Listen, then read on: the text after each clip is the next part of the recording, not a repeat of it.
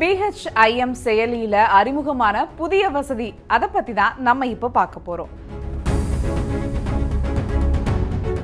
நாட்டில் டிஜிட்டல் பண பரிவர்த்தனைகள் நாளுக்கு நாள் அதிகரித்து வருது.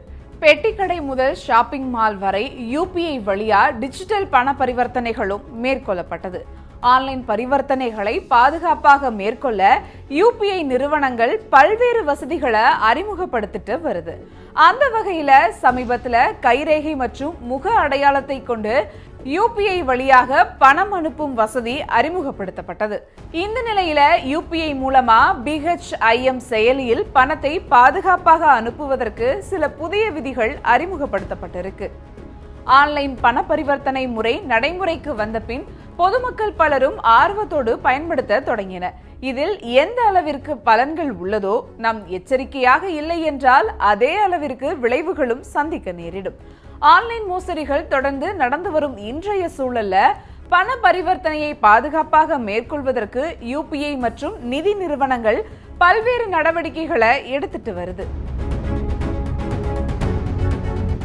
இதன்படி தற்போது BHIM செயலியில் பாதுகாப்பாக பணத்தை அனுப்புவதற்கு சில புதிய வசதிகள் பயனர்களின் பயன்பாட்டிற்கு வந்துள்ளது என National Payment Corporation of India BHIM service நிறுவனத்தின் நிர்வாக இயக்குனரும் தலைமை செயல் அதிகாரியுமான லலிதா நடராஜ் தெரிவித்திருக்காங்க.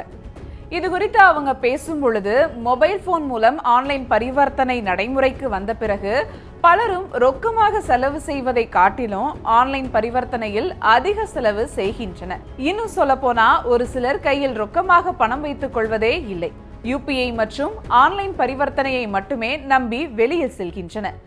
இந்த நிலையில பணத்தின் மதிப்பை உணர்த்தும் நோக்கத்தோடு BHIM பேமெண்ட் செயலி 2016ஆம் ஆண்டு அறிமுகப்படுத்தப்பட்டது. எளிமை, புதுமை ஆகியவற்றால் BHIM செயலியை பயன்படுத்துவோர் எண்ணிக்கை 3 மடங்காக அதிகரித்துள்ளது.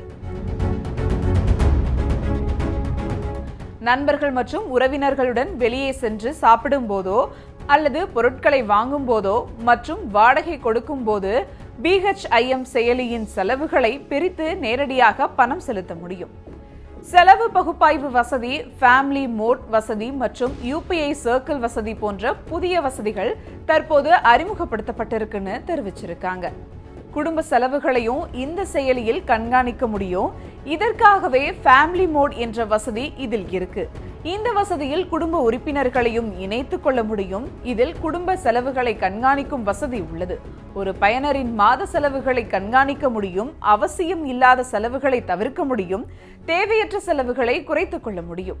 ஒரு முதன்மை பயனாளர் 5 இரண்டாம் நிலை பயனர்களின் வங்கி கணக்கில் இருந்து பணம் செலுத்த அங்கீகரிக்கக்கூடிய வசதியும் இதில் இருக்கு. இதற்காகவே UPI சர்க்கிள் வசதி கொண்டு வரப்பட்டுள்ளது. செய்திகளை உடனுக்குடனும் துல்லியமாகவும் தெரிந்து கொள்ள சப்ஸ்கிரைப் பண்ணுங்க.